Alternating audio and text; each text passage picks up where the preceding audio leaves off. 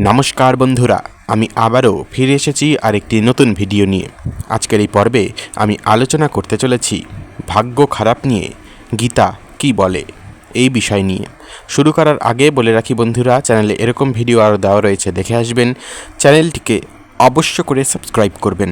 চলুন আর দেরি না করে শুরু করা যাক।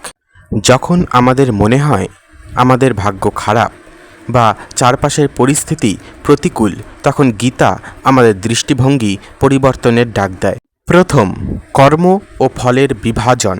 শ্রীকৃষ্ণ অর্জুনকে শিখিয়েছেন, তোমার অধিকার কেবল কর্মে, ফলে নয়। আমরা অনেক সময় ফলাফল আমাদের মনের মতো না হলে তাকে মন্দ ভাগ্য বলে ধরে নেই। গীতা বলে, ফল আমাদের হাতে নেই, তাই ফলের আশা ত্যাগ করে বর্তমানে সঠিক কাজটি করে যাওয়াই প্রকৃত বুদ্ধিমানের কাজ। দ্বিতীয়, প্রতিকূলতা হল পরীক্ষা ও শুদ্ধিকরণ। শ্রীমদ্ ভগবদ্ গীতা অনুসারে সুখ এবং দুঃখ ঋতু পরিবর্তনের মতো আসা যাওয়া করে। খারাপ সময় চিরস্থায়ী নয়। যখন ভাগ্য সহায় থাকে না, তখন বুঝতে হবে এটি ধৈর্য এবং মানসিক শক্তি বৃদ্ধির একটি সময়। প্রতিকূল পরিস্থিতি মানুষকে আত্মোপলব্ধির সুযোগ করে দেয়। তৃতীয়, নিজের ওপর বিশ্বাস ও ঈশ্বর ভাবনা। গীতায় বলা হয়েছে, মানুষ নিজেই নিজের বন্ধু, আবার নিজেই নিজের শত্রু। যখন পরিস্থিতি খারাপ হয়, তখন ভেঙে না পড়ে নিজের অন্তরাত্মাকে জাগ্রত করতে হবে।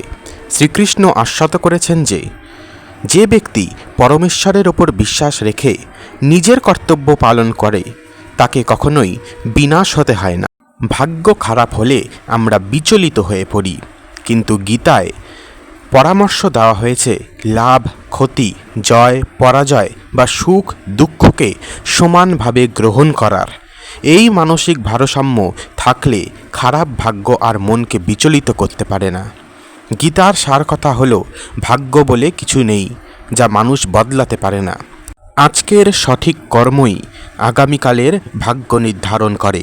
তাই ভাগ্যকে দোষ না দিয়ে শ্রীকৃষ্ণের শরণাপন্ন হয়ে ধৈর্য ও সাহসের সাথে বর্তমান কর্তব্য পালন করাই মুক্তির পথ। আজকের জন্য এ পর্যন্তই বন্ধুরা। সকলেই ভালো থাকবেন, সুস্থ থাকবেন। চ্যানেলটিকে অবশ্য করেই সাবস্ক্রাইব করবেন এবং বাকি ভিডিওগুলোও দেখে আসবেন।